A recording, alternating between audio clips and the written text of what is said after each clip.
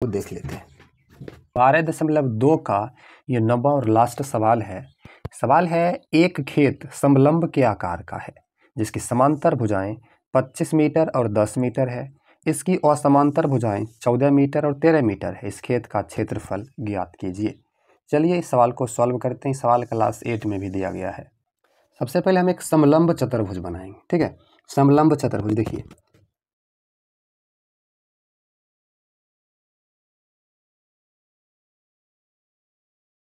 इसको 13।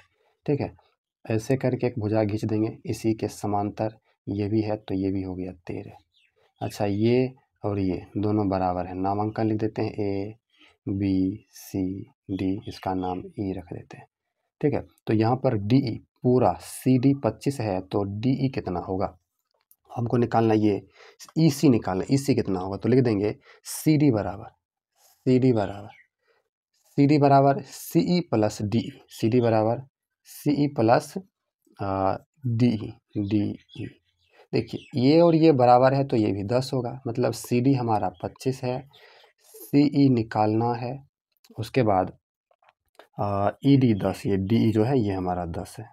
अब 10 इधर आएगा, 25 में से 10 घटा दीजिए, सी 25 से 10 घट जाएगा तो 15 बराबर सी ई बराबर आ गया हमारा 15। ये हमारा 15 आ गया।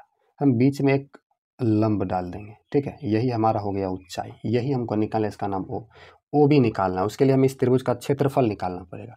13, 15, 14, ये त्रिभुज जो है बी सी ई विषमबाहु त्रिभुज है, तो लिखेंगे त्रिभुज बी सी ई का क्षेत्रफल बराबर, तो s इंटू एस माइनस ए माइनस बी, ये सब सूत्र होगा, तुमको पहले सब भुजा का माप लिखना है।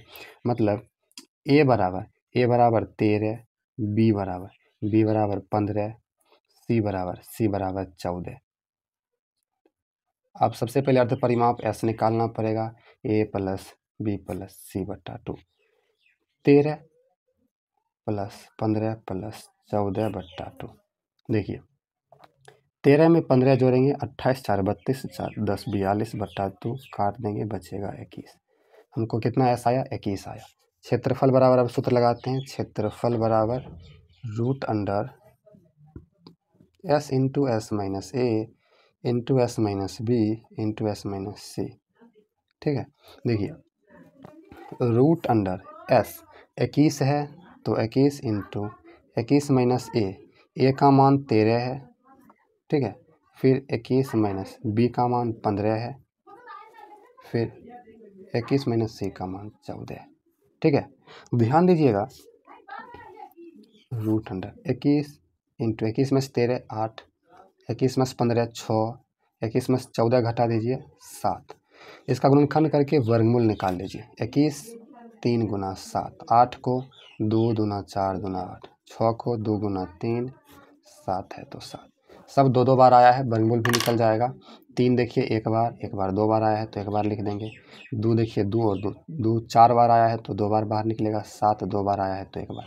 7 दूना 14 दूना 28 तिया 8 तिया 24 2 तिया 6 2 8, 84 सेंटीमीटर स्क्वायर इस त्रिभुज का क्षेत्रफल आया 84। आंसर में भी दिया गया है। हमको इसकी ऊंचाई निकालना है, मतलब ओ भी निकालना है।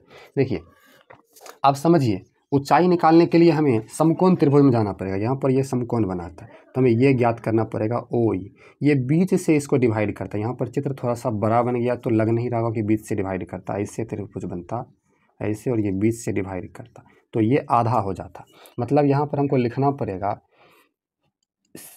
ओ ई बराबर सी ई बट्टा 2, मतलब ओ ई बराबर सी ई 15 है, 15 बट्टा 2।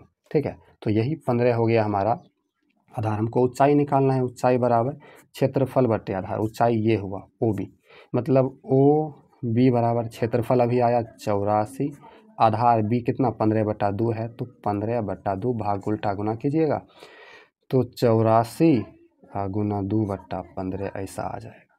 ठीक है, चलिए आगे बढ़ते हैं। ये ऊंचाई हमारा आया, इसको काट देते हैं, काटेंगे तो 84 को काटेंगे और इसको काटेंगे। 5 तिया 15, 3 से काटिए, 3 दूना 6, 3 8 28, 28 दूना 56 बट्टे 5, 5 से काटिएगा, 5 इकाई 5, 6 है तो 5 इकाई 5 पॉइंट आप 5 दूना 10, 11.2 आएगा। ठीक है, 11.2 आएगा।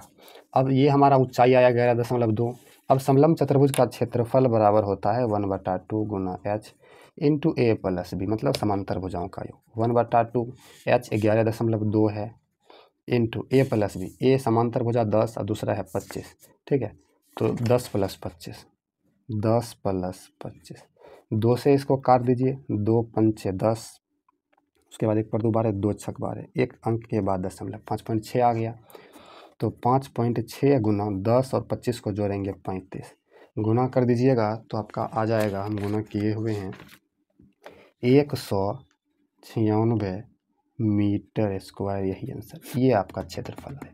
ठीक है, ये समलंब चतुर्भुज का क्षेत्रफल का सूत्र होता है, ध्यान रखिएगा। सबसे पहले हमने जो चित्र बनाए, चित्र बनाने के बाद यहाँ पर देख सकते हैं ABC का मान रखे इस विषमबाहु त्रिभुज में, ABC अर्ध परिमाप निकाले, फिर क्षेत्रफल हमारा 84 आया, ये दोनों 15/2 आया, ये समकोण त्रिभुज का आधार। उसके बाद क्षेत्रफल बटे आधार लगाए, भाग दी, हमारा 11.2 आया ऊंचाई, इसमें रखे और हमारा क्षेत्रफल आ गया।